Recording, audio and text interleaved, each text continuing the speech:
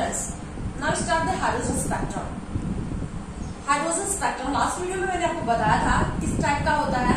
Emission, discontinuous, light spectrum. Emission की दो type बताए थे मैंने आपको, कंटिन्यूअस और डिसकंटिन्यूअस. डिसकंटिन्यूअस लाइट और डिसकंटिन्यूअस का इधर नेम क्या है, light spectrum. Emission, light spectrum. तो क्या होगा, कैसे लेंगे हम हाइड्रोजन का स्पेक्ट्रम. जैसे कि हमने क्या किया, मैंने आपको डिस्चार्ज ट्यूब एक्सपेरिमेंट बताए थे. Study of cathode rays, study of anode rays, discovery of electron proton. तो डिस्चार्ज ट्यूब में जब हम हाइड्रोजन गैस को भरते हैं, जब हम कैथोड रेज, एनोड रेज की डिस्कवरी की जब हमने पढ़ी थी, एक्सपेरिमेंट्स पढ़े थे कि कैसे हुए, तो वहां पर हमने डिस्चार्ज ट्यूब ली थी. डिस्चार्ज ट्यूब के अंदर हमने कोई भी गैस भरी थी, हाइड्रोजन या हीलियम एक्सेट्रा. तो जब हम हाइड्रोजन गैस लेते हैं डिस्चार्ज ट्यूब के अंदर, जैसे हमारे पास ये डिस्चार्ज ट्यूब है और इसके अंदर हमने भर रखी है हाइड्रोजन गैस. हाइड्रोजन गैस हमने यहाँ पर भरी हुई है और इसको हमने एक हाई वोल्ट बैटरी के साथ कनेक्ट कर रखा है. अब हाइड्रोजन गैस यहाँ पर भरी हुई है, तो यहाँ पर हाइड्रोजन गैस के एटम्स हैं, बहुत सारे हाइड्रोजन गैस के यहाँ पर एटम्स हैं. तो उनके अंदर क्या होता है, उनको जो एनर्जी मिलती है. अब आपको पता है कि हाइड्रोजन के एक एटम के अंदर क्या होता है, हाइड्रोजन के एक एटम में एक ही इलेक्ट्रॉन होता है और एक ही क्या होता है, प्रोटॉन होता है. जो प्रोटियम आइसोटोप है, it contain only one proton and one electron. But फिर भी क्या होता है, हाइड्रोजन स्पेक्ट्रा में बहुत सारी लाइनें दिखाई देती हैं, बहुत सारी फाइन लाइंस दिखाई देती हैं. तो बहुत सारी वो लाइनें दिखाई देने का क्या कारण है, जबकि हाइड्रोजन के पास तो क्या है, हाइड्रोजन के एटम के पास तो एक ही इलेक्ट्रॉन है. बट यहाँ पर जो है हाइड्रोजन के बहुत सारे बिलियंस ऑफ हाइड्रोजन एटम यहाँ पर प्रेजेंट है, जो हाइड्रोजन गैस हमने डाल रखी है. ठीक है, तो अब ये क्या होता है, आपको पता है कि यहाँ पर एटम्स के अंदर क्या होते हैं, एनर्जी लावर्स होते हैं, ऑर्बिट्स होते हैं, जिसको हम सेल्स या एनर्जी लावर्स बोलते हैं, हर एटम के अंदर है. अब क्या होता है, जो जनरली जो इलेक्ट्रॉन होता है वो क्या होता है, लोअर एनर्जी लेवल में पड़ा हुआ होता है.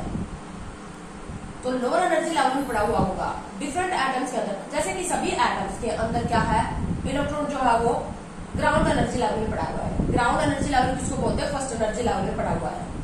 लेकिन वो क्या करेंगे, एनर्जी अब्सॉर्ब करेंगे. अब एनर्जी अब्सॉर्ब जो एटम्स करेंगे वो क्या करेंगे, रैंडमली अब्सॉर्ब करेंगे. जरूरी नहीं है कि ये एटम जितनी एनर्जी अब्सॉर्ब करेगा, ये एटम भी उतनी एनर्जी अब्सॉर्ब करेगा. Different atoms can absorb different amount of energy. Different atoms absorb different amount of energy.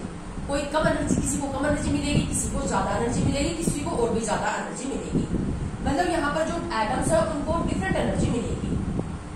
जिस एटम को ज्यादा एनर्जी मिलेगी उसका इलेक्ट्रॉन ज्यादा हायर एनर्जी लेवल में चला जाएगा. सपोज करो सभी का ग्राउंड स्टेट में पड़ा है, सभी एटम्स के अंदर जो एक इलेक्ट्रॉन है वो कहां पर पड़ा है, N1 में पड़ा है. जिसको ज्यादा एनर्जी मिलेगी वो, जिस एटम को ज्यादा एनर्जी मिलेगी उस एटम का इलेक्ट्रॉन जो होगा वो ज्यादा हायर एनर्जी लेवल में चला जाएगा, है ना. और जिसको कम मिलेगी वो लोअर एनर्जी लेवल में चला जाएगा. किसी का N1 से N2 में चला जाएगा, किसी का N3 में चला जाएगा, किसी का हो सकता है अनइन्फिनिटी में भी चला जाए, एट सो ऑन, इस तरह से. ठीक है, तो हायर एनर्जी लेवल में अब इलेक्ट्रॉन जा रहा है.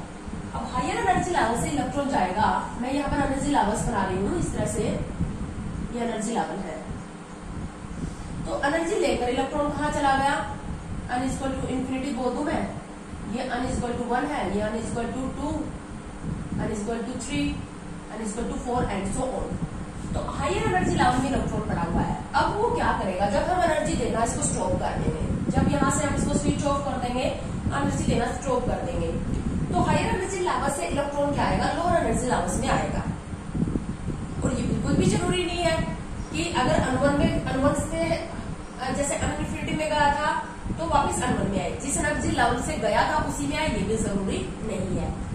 अब क्या होगा, किसी एटम के अंदर इलेक्ट्रॉन सेवंथ एनर्जी लेवल से फर्स्ट में आ जाएगा, किसी में सेवंथ में गया है तो सेवंथ से निकल के फर्स्ट में आ जाएगा, हो सकता है सेवंथ से सेकंड में आ जाए, हो सकता है सेवंथ से थर्ड में आ जाए. अलग अलग एटम्स में वो जो एक इलेक्ट्रॉन पड़ा है वो अलग अलग हायर एनर्जी लेवल से लोअर एनर्जी लेवल में आएगा.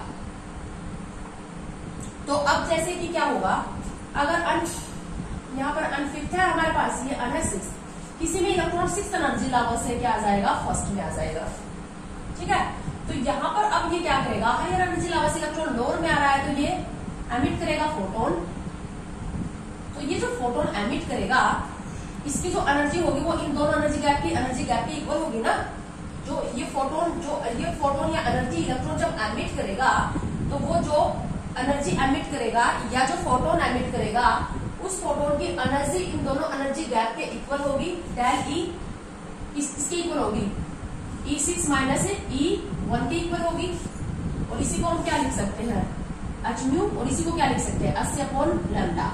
तो जो एनर्जी एमिट करेगा ये इलेक्ट्रॉन हायर एनर्जी लेवल से लोअर एनर्जी लेवल में आते वक्त, वो एनर्जी किसके इक्वल होगी, दोनों एनर्जी लेवल के गैप के इक्वल। और एमिट हो रही है तो क्या होगा, साइन कैसे आ जाएगा, नेगेटिव, ठीक है, ये नेगेटिव साइन आ जाएगा।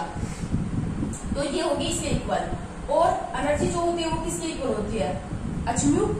प्लैंक्स क्वांटम थ्योरी अगर हम लगाए तो फ्रीक्वेंसी, अगर आपसे पूछ ले कि हाइड्रोजन स्पेक्ट्रम के अंदर 6th एनर्जी लेवल से इलेक्ट्रॉन 1st एनर्जी लेवल में आ रहा है, तो वो जो फोटोन एमिट कर रहा है या जो एनर्जी एमिट कर रहा है उसकी फ्रीक्वेंसी बताओ या उसकी वेवलेंथ बताओ। तो इसी फॉर्मूले से निकालेंगे फ्रीक्वेंसी वेवलेंथ, ठीक है। अब किसी में क्या आ रहा है, 5th एनर्जी लेवल से किसमें आ रहा है, 1st में आ रहा है। अब यहाँ पर एनर्जी गैप कम है, ये एनर्जी गैप कम है, तो यहाँ पर जो एनर्जी गैप कम होगा तो फ्रीक्वेंसी भी कम होगी और वेवलेंथ ज्यादा होगी। Frequency is directly proportional to energy and wavelength is inversely proportional to energy, ठीक है। तो इस तरह से आप कंपेरिजन भी कर सकते हो। तो एक लाइन यहाँ पर दिखाई देगी क्योंकि ये फ्रीक्वेंसी अलग होगी, ये फ्रीक्वेंसी और वेवलेंथ अलग होगी, ठीक है। तो किसी एटम, अलग अलग एटम में बता रही हूँ मैं, एक ही एटम में नहीं है। एक एटम में तो हाइड्रोजन में क्या है, एक ही इलेक्ट्रॉन है, पर मैं यहाँ पर बता रही हूँ कि किसी एटम के अंदर इलेक्ट्रॉन हो सकता है 6th एनर्जी लेवल से 1st में आए, तो वहां पर हमें एक लाइन दिखाई देगी क्योंकि उसकी एक पर्टिकुलर क्या होगी, वेवलेंथ और फ्रीक्वेंसी होगी। किसी में 5th से 1st में आएगा तो उसकी भी एक पर्टिकुलर लाइन दिखाई देगी। तो डिफरेंट लाइन दिखाने का कारण बता रही हूँ मैं। तुमसे क्वेश्चन पूछ लिया जाए, hydrogen atom contain only 1 electron but whose number of lines are seen, why, what is the reason behind this? Because hydrogen, when we fill the hydrogen gas in discharge tube, then it contains a billion and billions of atoms, and in different atoms absorb different amount of energy. By taking the different amount of energy, the electron goes from lower energy level to different higher energy level.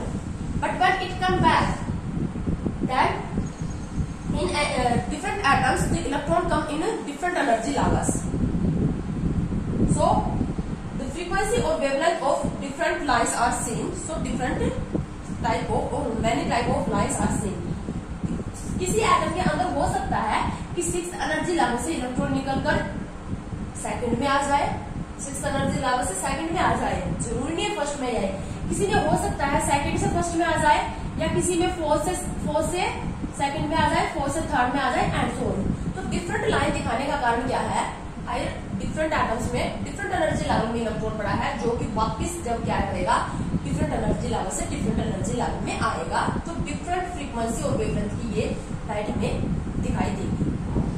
जितनी frequency और wavelength के photon या light energy emit होगी उसी के according line दिखाई देगी। तो अब कौन कौन सी लाइन है हाइड्रोजन स्पेक्ट्रम के अंदर, हम 6 टाइप की जो लाइन है या सीरीज है वो हाइड्रोजन स्पेक्ट्रम में स्टडी करते हैं। अलग एक साइंटिस्ट ने क्या किया, इन ये जो हाइड्रोजन स्पेक्ट्रा को स्टडी किया, इन सीरीज को स्टडी किया, तो उनके नेम के ऊपर रखा गया इनका नेम, इन सीरीज का नेम लिखा जैसे लाइमन सीरीज। सबसे पहली सीरीज को क्या बोलते हैं, लाइमन सीरीज। मैं भी बताऊंगी इसका क्या मतलब होता है लाइमन सीरीज। सेकंड क्या, Balmer series, Balmer Brackett series, Lyman series, Balmer series,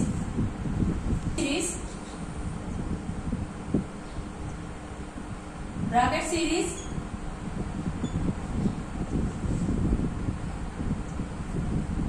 Pfund series,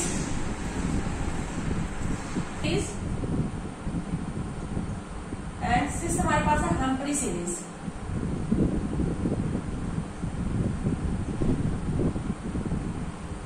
scientist ने बेटा इन सीरीज को स्टडी किया, इन लाइंस को, स्पेक्ट्रल लाइंस को स्टडी किया और उनके नेम के ऊपर रख दिया ये series, Lyman series, Balmer, Paschen, Brackett, Pfund and Humphrey series. तो इन सबको हम डिटेल से स्टडी करेंगे, इसका क्या मतलब है। तो सबसे पहले हम लेते हैं लाइमन सीरीज। ये लाइमन सीरीज का क्या मतलब है, पहले हम लेंगे डिटेल से लाइमन सीरीज क्या होती है।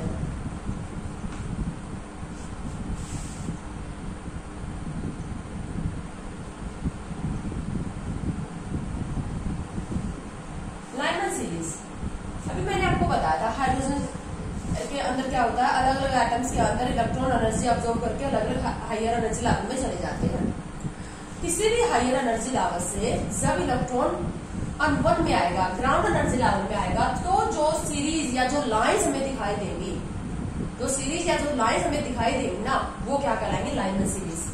मतलब क्या है, किसी भी n equal to nth energy level, कोई भी अनथ एनर्जी लेवल है, 6th energy level, 8th energy level, 5th energy level से इलेक्ट्रॉन क्या आएगा, अगर फर्स्ट में आता है, इलेक्ट्रॉन यहाँ पर आता है, तो यहाँ पर ये जो एनर्जी एमिट करेगा del E equal to H mu और एच सी अपॉन लैम्डा, यहाँ पर जो फोटोन, जो जिस एनर्जी फ्रीक्वेंसी ऑफ वेवलेंथ के फोटोन ये एमिट करेगा, तो उससे जो लाइन दिखाई देगी, उन लाइंस को क्या बोला, लाइमन सीरीज। मतलब आपको क्या याद रखना है, लाइमन सीरीज में electron move from any nth energy level to अन1, ये फिक्स है।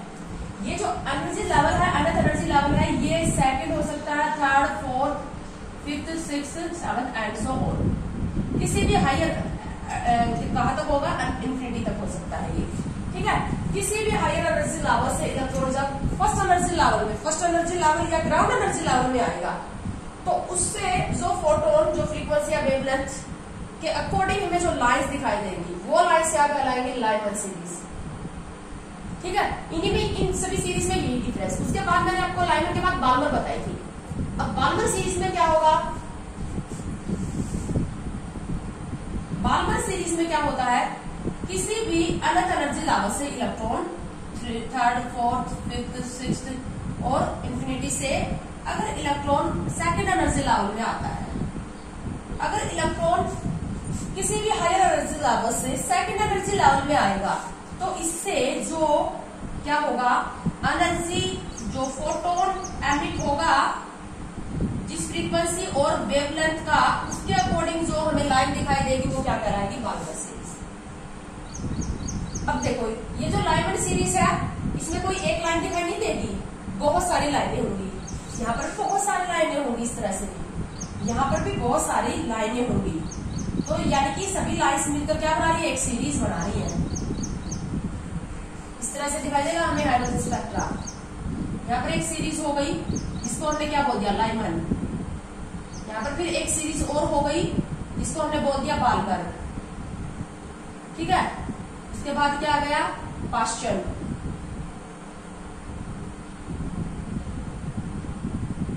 इस तरह से लाइनें दिखाई देती है। तो अलग अलग साइंटिस्ट के नेम के ऊपर ये अलग अलग नेम रखा गया है। बहुत सारी लाइन से मिलकर बहुत सारी लाइन क्यों दिखाई देंगी। अब सेकंड एनर्जी लेवल से फर्स्ट में आएगा तो एक लाइन दिखाई देगी, थर्ड से फर्स्ट में आएगा तो एक लाइन दिखाई देगी, फोर्थ से फर्स्ट में आएगा तो एक लाइन दिखाई देगी। अलग अलग एटम में अलग अलग हायर एनर्जी लेवल में बड़ा है इलेक्ट्रॉन, जो कि किसमें आएगा, फर्स्ट में।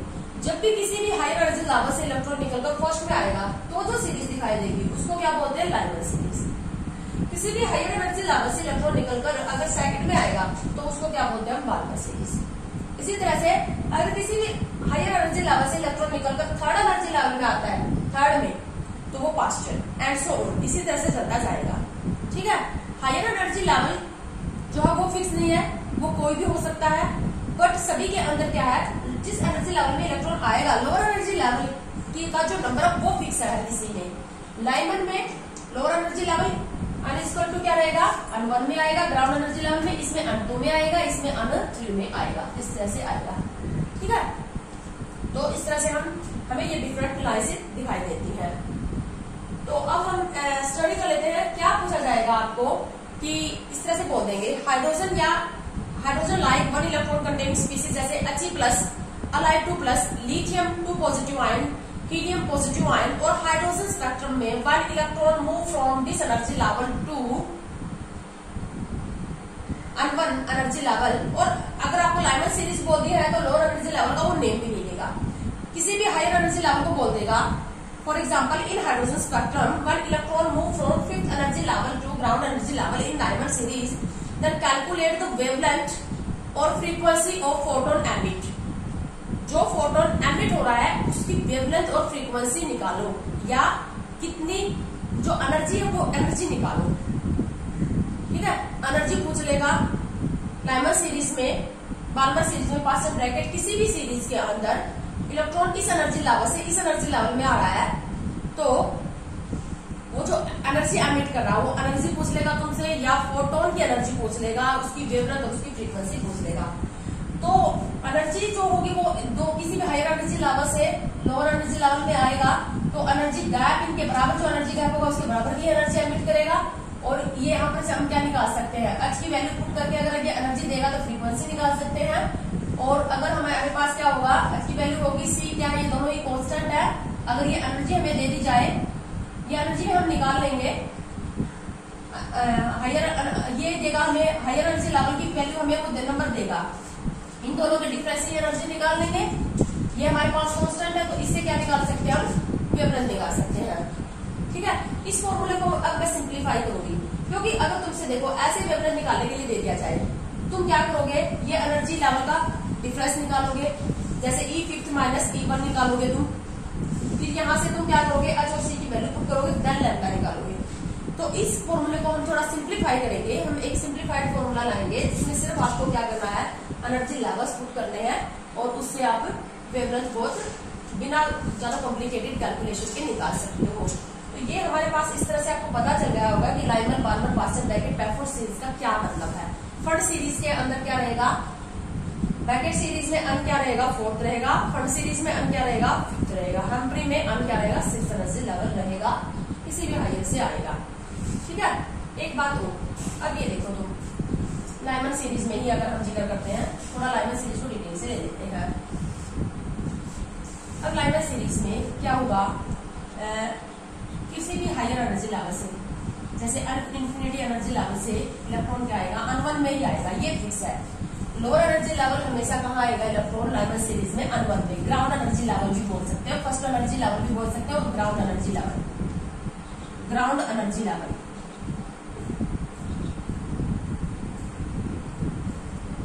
यहाँ पर इलेक्ट्रॉन आएगा, तो यहाँ पर जो वो एनर्जी गैप जो होगा वो इंफिनिटी एनर्जी लेवल से, एनर्जी गैप क्या होगा, इंफिनिटी एनर्जी लेवल से अन1 रहेगा।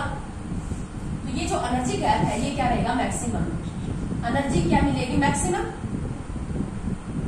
एनर्जी गैप होगा भाई। ये इंफिनिटी एनर्जी लेवल सबसे, मतलब हम इसकी लिमिट ही नहीं है उसको मान रहे हैं, सबसे हायर एनर्जी लेवल से निकल कर आ रहा है, फर्स्ट में आ रहा है।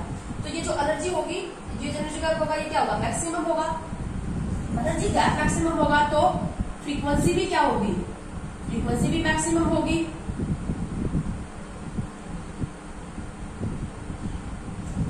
फ्रीक्वेंसी मैक्सिमम होगी, और इसी को क्या लिख सकते हो, 80/लैम्डा। और वेवलेंथ क्या होगी, मिनिमम। इसी का मैं कंपैरिजन कर रही हूँ। सबसे लोअर एनर्जी गैप कहां पर होगा, जब इलेक्ट्रॉन सेकंड एनर्जी लेवल से किसमें आ जाएगा, n=1 में। सेकंड एनर्जी लेवल से किसमें आएगा, फर्स्ट एनर्जी लेवल में। तो यहाँ पर जो एनर्जी गैप होगा वो क्या होगा, मिनिमम। एनर्जी गैप मिनिमम है, एनर्जी गैप मिनिमम है, और फ्रीक्वेंसी भी क्या होगी, फ्रीक्वेंसी भी मिनिमम होगी। अंडरस्टैंड। वेवलेंथ क्या होगी, मैक्सिमम। तो तुमसे ये कह रहे कि मैक्सिमम वेवलेंथ निकालो in Lyman series for hydrogen atom. Calculate the maximum wavelength obtained in hydrogen spectrum in Lyman series. Lyman series के हाइड्रोजन स्पेक्ट्रम के लाइमर सीरीज की मैक्सिमम वेवलेंथ निकालो। तो कैसे निकालोगे, तो मैक्सिमम वेवलेंथ ये डेल ई निकालोगे, तो डेल ई क्या रहेगा, E2 माइनस E1, यानी कि higher energy level maximum wavelength कहां पर आएगी, जब एनर्जी गैप क्या होगा, यहाँ पर ये मिनिमम होगा, तो वेवलेंथ क्या होगी, मैक्सिमम। यानी कि सेकंड एनर्जी लेवल, अन की वैल्यू E2 की वैल्यू क्या रख लोगे 2, और E1 की वैल्यू तो हमेशा लाइमर सीरीज में 1 ही रखनी है। सेकंड एनर्जी लेवल और फर्स्ट एनर्जी लेवल का डिफरेंस। अब यही से तुम क्या निकाल सकते हो, फ्रीक्वेंसी निकाल सकते हो, वेवलेंथ निकाल सकते हो। तो ये मैक्सिमम वेवलेंथ यहाँ पर आ जाएगी। पहले तुम डेली निकालोगे E2 माइनस E1 करके। मैंने ये फॉर्मूला बताया था, किसी भी EN निकालने का क्या फॉर्मूला है, EN निकालने का फॉर्मूला अभी मैं दोबारा से रिपीट करूंगी इसको। तो यहाँ पर मैक्सिमम वेवलेंथ, या तुमसे ये कह दे कि लाइमन सीरीज में जो फर्स्ट एक्साइटेड स्टेट बताओ, फर्स्ट एक्साइटेड स्टेट कौन सी है? फर्स्ट एक्साइटेड स्टेट N1 से क्या होगी? N2 है ना। सेकेंड एक्साइटेड स्टेट क्या हो जाएगी? N1 से N3। फर्स्ट लाइमन सीरीज कब दिखाई देगी? First Lyman series, first Lyman series भी तुमसे पूछ सकता है, इसी को ऐसे बोल सकता है, फर्स्ट लाइमन सीरीज की वेवलेंथ निकालो। फर्स्ट लाइमन सीरीज किसको बोलोगे? जब इलेक्ट्रॉन N2 से N1 में आएगा देन फर्स्ट लाइमन सीरीज दिखाई देगी। सेकंड लाइमन सीरीज कब दिखाई देगी? जब इलेक्ट्रॉन N3 से N में आएगा देन ये कौन सी लाइमन सीरीज दिखाई देगी? सेकंड। ये कौन सी दिखाई देगी? फर्स्ट। और थर्ड लाइमन सीरीज कब दिखाई देगी? जब N4 से किस में आएगा? N1 में। ये कौन सी होगी? थर्ड। ठीक है, तो तुमसे ऐसे कहेगी कि हाइड्रोजन स्पेक्ट्रम में लाइमन सीरीज की थर्ड लाइमन सीरीज निकालो। थर्ड लाइमन सीरीज की वेवलेंथ, जो थर्ड लाइमन सीरीज है, थर्ड सीरीज की वेवलेंथ या फ्रीक्वेंसी निकालो। तो N2 क्या ले लोगे? 3 और N1 क्या ले लोगे? 1। इस तरह से निकालोगे। फर्स्ट लाइमन सीरीज का मतलब E2 माइनस E1, सेकंड का मतलब E3 माइनस E1, थर्ड का मतलब E4 माइनस E1। अब इस फॉर्मूले को हम थोड़ा सिंप्लीफाई करेंगे, ऐसे भी निकाल सकते हो।